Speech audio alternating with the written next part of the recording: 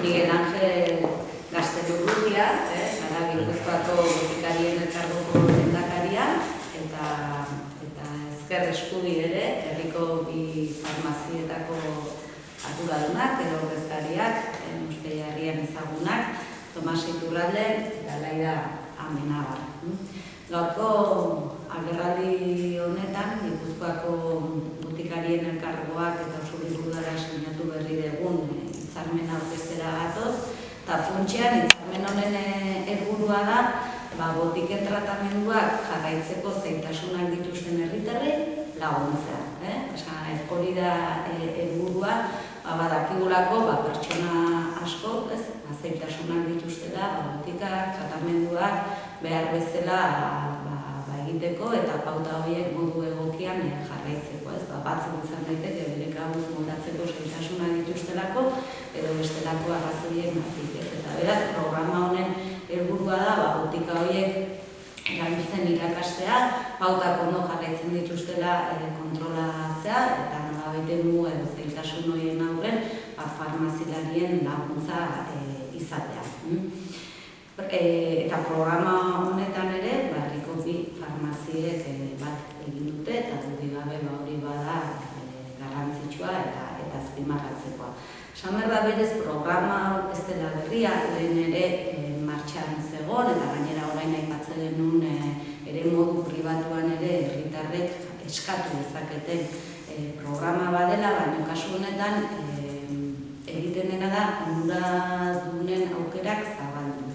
Orain arte batez ere bideratzen zen etxez-etxeko zerbitzua erabiltzen duten herritarrei zuzendutako programa bat zen, eta hori pixka gizarte zerbitzuetatik kudeatzen da.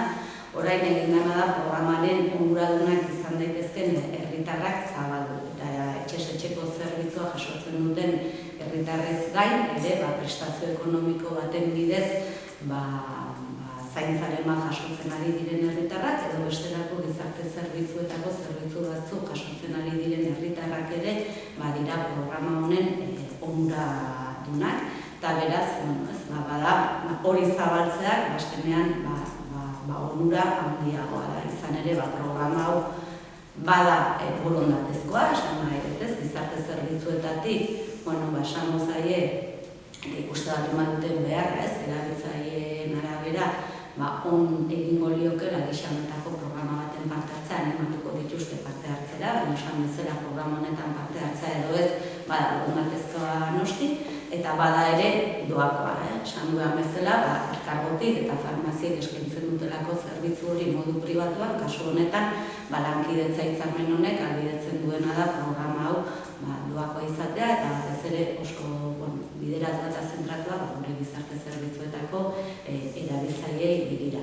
Beraz, programan martxan jarrita esan dako lehen filtroa nolabait gizarte zerbitzuetatik egiten da eta gizarte zerbitzuek egingo dutena da programa honen berri eman zerbitzu guzti horien erabiltzaile direnei erabaki dezaten eta erabiltzaile horiek euren ordezko legala dena izan senidea edo izan bere zaintzaile profesionalak aukeratu beharko du zer farmazietan parte hartu nahi duen programan eta gizarte zerbitzuetatik zaion oniritzi horri bat aurkeztu beharko du eta nolabait hor hasiko litzateke farmazien lana.